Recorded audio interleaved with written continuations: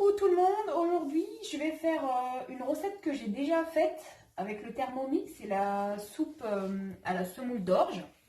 Mais du coup je vais la faire avec ma marmite cette fois-ci. Et j'ai changé la viande. Et il y a deux, trois petits trucs que j'ai pas fait dans la première, j'ai changé la recette. Du coup je vais vous donner la nouvelle recette. Mais l'autre elle fonctionne aussi. Donc après vous verrez en fonction des goûts de chacun. Donc, on va avoir besoin d'un oignon qu'on a râpé ou mixé, c'est comme vous voulez. 4 tomates, moi que j'ai mixé, que vous pouvez râper. Entre 150 et 200 grammes de semoule d'orge. Moi j'ai pris 150. J'ai mis 250. Vous allez avoir le mélange des 3 herbes. Persil, coriandre et céleri. J'ai mis 2 cuillères à soupe de chaque. C'est déjà haché. Pour les épices, j'ai mis 1 cuillère à café de curcuma, 2 cuillères à café de sel, une demi-cuillère à café de poivre et une demi-cuillère à café de gingembre. On va avoir besoin d'huile d'olive et 1 cuillère à soupe de concentré de tomate.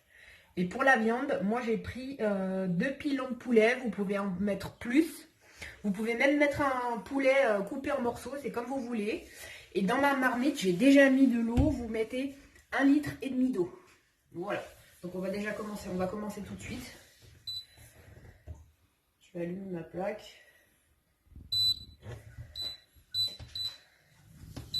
Voilà. On met l'ail. J'ai déjà mis l'eau et la viande dans l'eau. Je ne sais pas si vous voyez. Il n'y a pas besoin de faire revenir, on va tout mettre dedans. L'oignon, la tomate,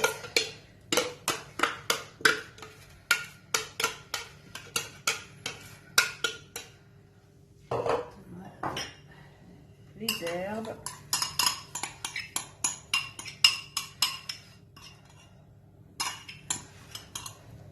on met nos épices. Et pour l'huile d'olive, on va mettre, je vais vous dire exactement combien je vais mettre par rapport à la quantité, parce que je ne sais pas exactement, je fais toujours une, deux, bon allez, vous pouvez mettre 3 cuillères à soupe. 3 cuillères à soupe pour la quantité, là ça va aller. Voilà. Donc moi sur mon plan de travail, ce qui va me rester, c'est la semoule d'orge et puis le concentré de tomate. On va porter à ébullition déjà notre préparation. Ensuite, on mettra la semoule d'orge. Et quand c'est presque cuit, on mettra les tomates concentrées. Donc, quand ça commence à bouillir, là comme ça, vous portez bien à l'ébullition. C'est là que vous allez mettre votre semoule d'orge. Vous laissez cuire, je pense que ça va cuire en 1 heure à peu près. Vous surveillez bien parce que la semoule d'orge, elle absorbe l'eau. Donc il faudra rajouter à peu près 1 bol à chaque fois. 1 bol le temps que ça cuit. La quantité c'est ça. À peu près 1 bol.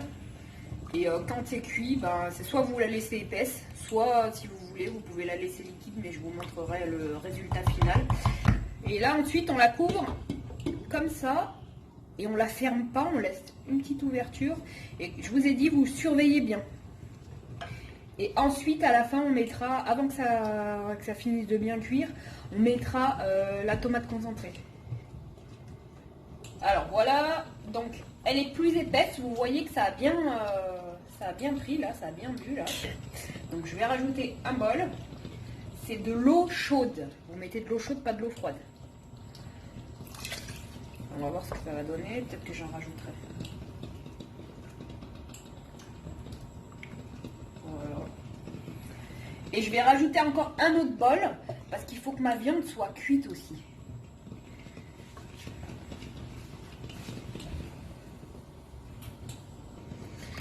Et je rajoute mon 2e bol d'eau. Et je vais rajouter